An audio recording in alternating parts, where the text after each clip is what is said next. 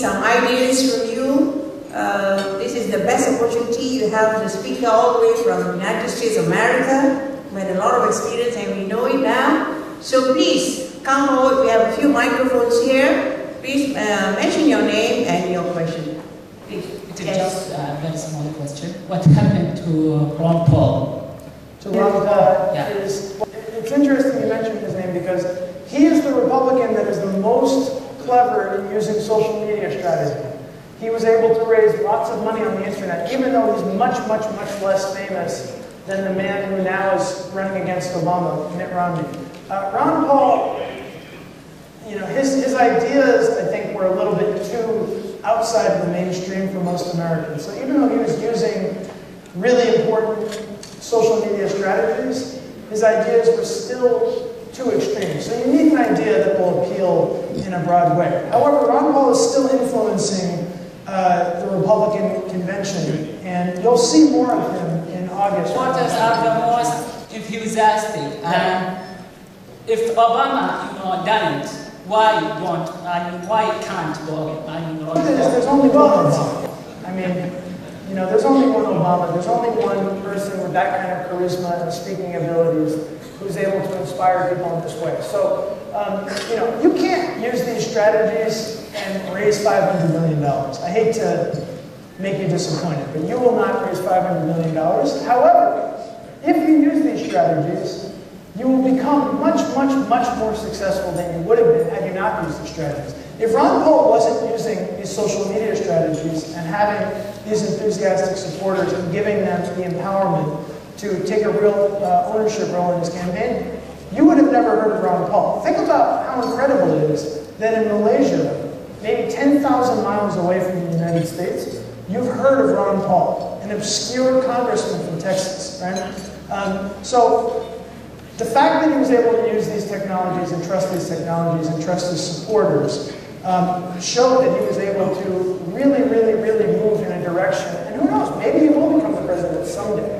If he continues, well, he's a little bit old, but maybe someday if he continues to use these strategies. It doesn't guarantee success, but it guarantees progress.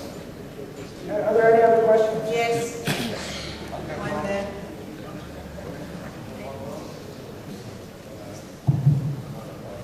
Thank you, Madam Chair.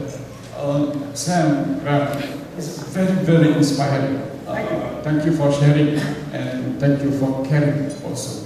Well, my immediate response is that, one, how do you maintain, during the election, the momentum? The degree of momentum, you need to be sustainable. That's number one. Number two, with the existence principle, you have mentioned 8 principles. Over the past 4 years, for example, you have added principle for the coming, for example, re-election. Are you involved in the coming re-election? Thank you. Okay, thank you. So the first question is, how do you sustain the enthusiasm? And the truth is, it's much easier, I think, when you are a new candidate to use these tools to get a lot of energy and enthusiasm than when you're the ruling party or when you're the president. That is true. I will admit that. I think the internet tends to favor the underdog a little bit. However, if you continue to act like an underdog even when you're in power, and you continue to implement the strategies of an underdog, you can still benefit a lot from using these social media tools. So, when Obama was elected president, if he wanted to, he could have said, well, I'm president now. Now I can ignore the people and do whatever I want. But he chose to continue to reach out to the people. For example, he had a YouTube town hall where anybody who wanted to could ask a question on YouTube, and then he would answer those questions. He had an online petition tool on whitehouse.gov where anybody who wanted to can create a petition to raise an issue that's important to them and get Obama's attention with that petition. So Obama is still using the same strategies, even while in power, that he used when he didn't have power. And that's part of how he's going to sustain the energy. The truth is that there will never be as much energy as there was in 2008. That was an historic time. That was an historic election. But I do think people are going to continue to get involved in the campaign. And the Obama campaign is continuing to raise a lot of money using the dinner with Barack strategy and the kind of strategies that I was talking about. By the way, he just raised a record amount of money by having a dinner where 4 ordinary guests got to have dinner with Barack and George Clooney. And by the way, the women really loved that, and there were twice as many women donating than men because they all wanted to meet George Clooney. But as to your second question about have the lessons changed, the truth is that they haven't really changed. They're really implementing the same kind of lessons. And I am not currently working on the campaign, but I communicate with them a lot. I'm advising in ways, and we'll see as it gets closer to the election. Can we give the ladies? Yes. Hi, good afternoon, everyone. My name is Amanda. I've got a question. How would you suggest we give the cooperatives values and angle to reach out to the youths, thereby leading them to know more about the cooperatives? So, how do we use social media so people will know more about cooperatives? Is that your question? The idea of the angle and reaching out specifically in Ripsi to the youths. I'm not sure. I thought you. Yeah. Am I speaking too fast? Okay, let me slow down. How would you suggest we give the cooperatives values and angle to reach out to the youths? Reach out to you. Okay. That's a good question. How do you use a new angle to get more young people interested and excited in the cooperatives? I think one of the I don't have any very specific advice for what the message of the cooperative should be because I'm not an expert on the cooperative movement. But I would simply say that if the cooperative embraces the principles that I'm talking about, where they say, the cooperative is a model that actually echoes a lot of the strategies I'm talking about. The cooperative gives ordinary people much more power and responsibility than the non-cooperative does. The cooperative is a way of empowering young people and empowering older people and giving everybody a voice in their organization. I mean, one of the things that I think could be very powerful for the cooperative movement is in the United States, many people who work for big corporations don't feel that they have a voice. They think, only the people at the very top have a voice and nobody else in the organization has a voice. And the cooperative does give you that voice. So that could be a potential. Thank you. Thank you. Yes. Okay, my name is Said Shah. My question is that what you have discussed here, actually we are making our young generation to addict online social media actually. So in future we have some problem is arising actually. So how we are going to solve this problem if they are very much addicted to online media? Solve the problem. Yeah, because what happened is nowadays everybody is very much addicted to using online media. So there is a lot of problem arising. Even in the class, I am actually a lecturer. I have seen my students are always just chatting and using the social media. So they are not concentrating. In future, there is a lot of problems going to arise. I think that's a very important point. I'm glad you brought that up. What's the dark side of social media? The dark side is that it's very addictive. Is that young people, instead of paying attention to their teachers, are going like this on their phones, sending SMS to their friends, right? Honestly, for me, it's a personal conflict to stand in front of all of you and talk about how social media is so important and so valuable, and then, not acknowledge the downsides. And the truth is that I think social media, in many ways, not only is distracting young people from their studies, but is also disconnecting people from one another. It's making them talk online, but not in person. I think companies and organizations need to start realizing that this is a problem, that there are downsides to social media, and as long as we're educated about the fact that it can be addictive, we can try to get the positives out of social media. Here's an interesting fact about me. This is not actually an iPhone, this is an iPod. I don't have an iPhone anymore. I actually personally gave up my iPhone, and I use a simple phone because I found that I was spending all of my time just typing on my phone and not talking, for example, to my wife at dinner. I was going like this. So for me, it was an evolution, and I'm somebody who stands up in front of people for a living telling them about how useful social media is. So we have to be aware of both the positives and the negatives of social media in order to really take advantage of these powerful tools. Yeah, everything has two sides, the good and the bad. Yes. Yes, any other questions? Yes, lady. Good afternoon. Thank you for a very wonderful talk. But what you have shared with us, by the way, I'm Dr. Wanamiza from UKM. What you have shared with us was a history of what was successful. Can you share with us some of the new tricks that Barack Obama will use for the future elections? Thank you. I have bad news for you. I can't share any new tricks. The truth is that it's not about the tricks.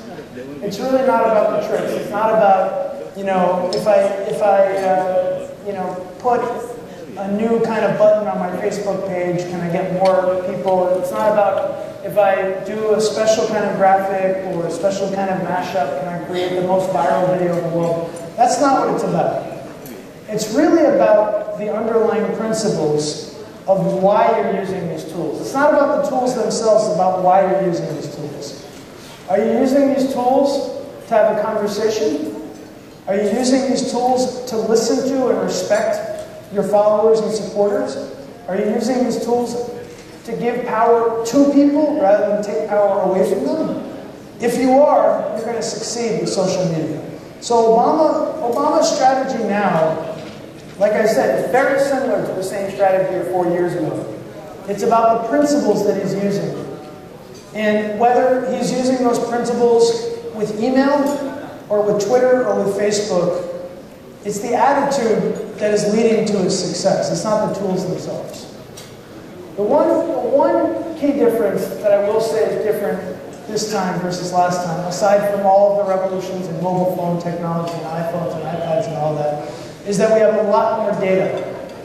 So you can be a lot better of a scientist because, you know, we had 3 million people on Facebook 8 years ago. Today we have 26 million. So there's a lot more data to play with. But at the end of the day, it's the attitudes and the principles that lead to success, not the tricks. Yes, we have one gentleman there, please. Okay, I'm Mahdi from Megahertz Can you speak closer? Okay, I'm Mahdi from Megahertz Stream. Okay.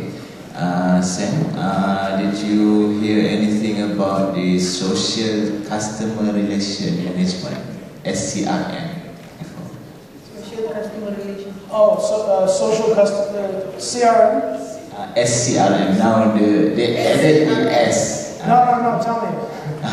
Okay. Okay. Since we've got all the videos and it gone flooded. Okay.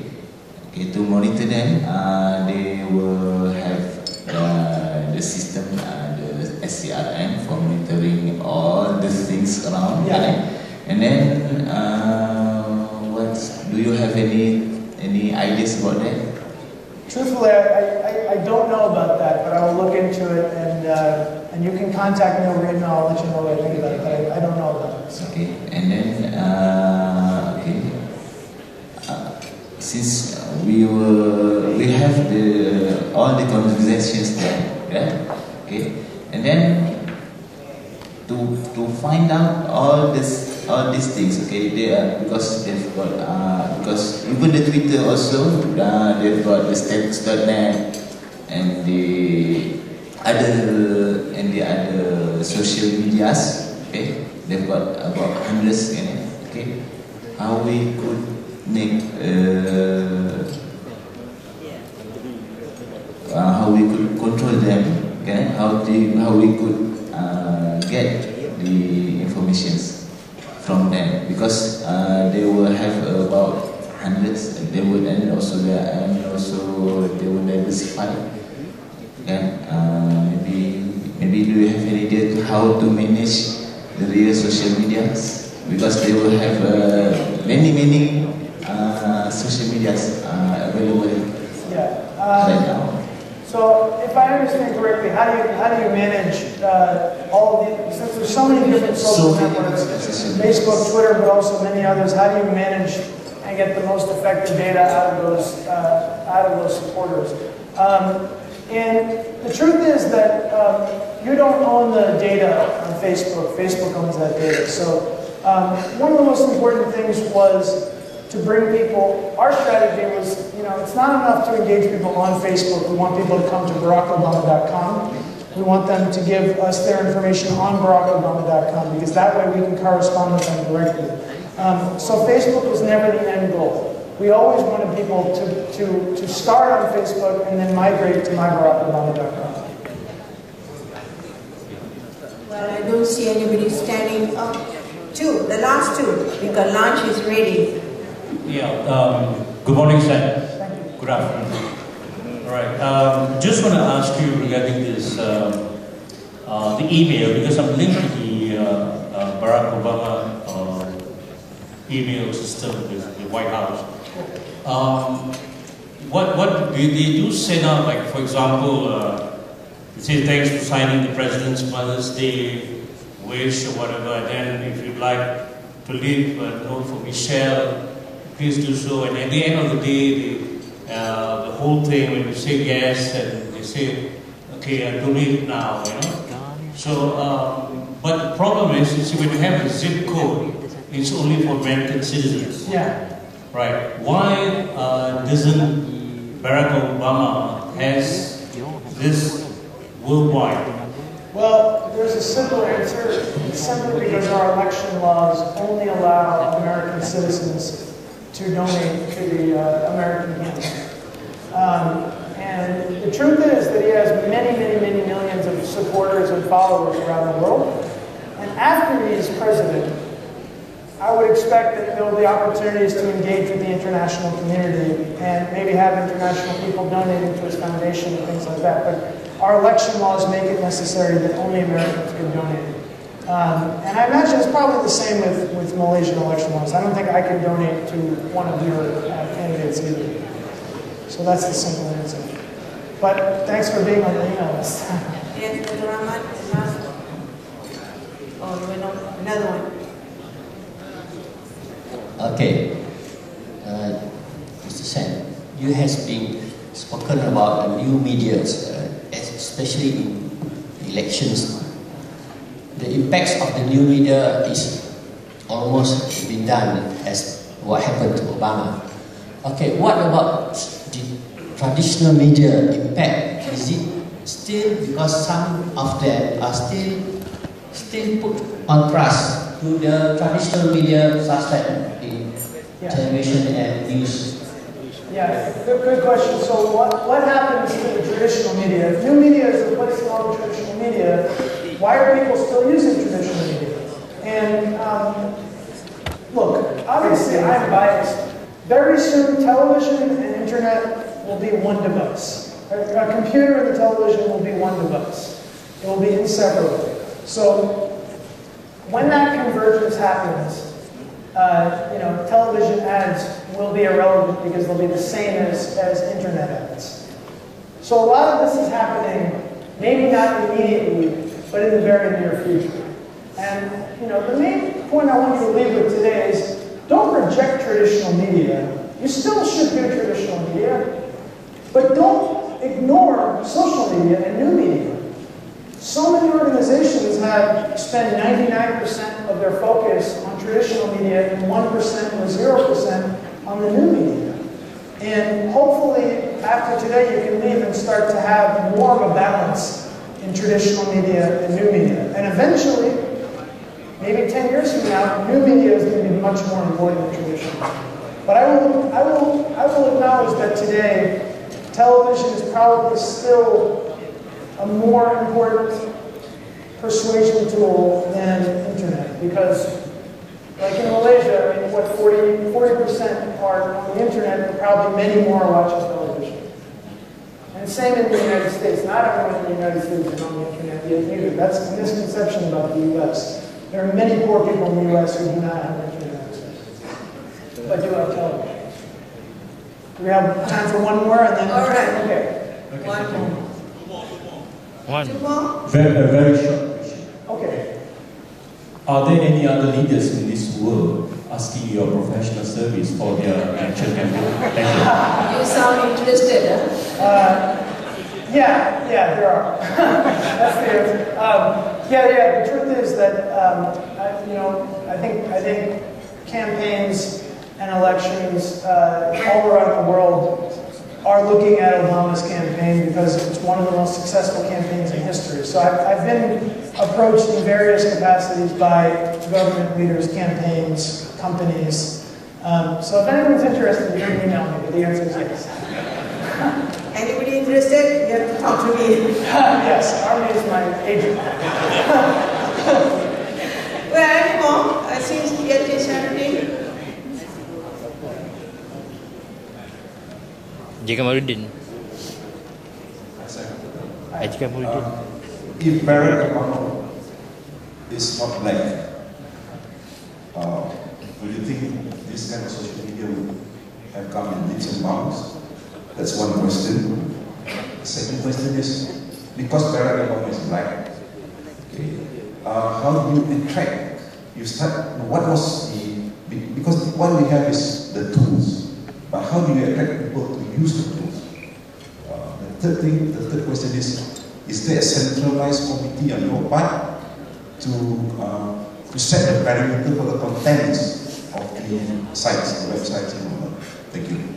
So the third question is, was there a central leadership committee that set the rules of what we could and couldn't do on the website? All right. And so first of all, so much of the power of Obama's candidacy was the fact that he was going to unite the many races together. And the thing is, he's not just black. He's half black, half white. So he's a mix of different races and different cultures. And he lived all around the world. He lived in Indonesia.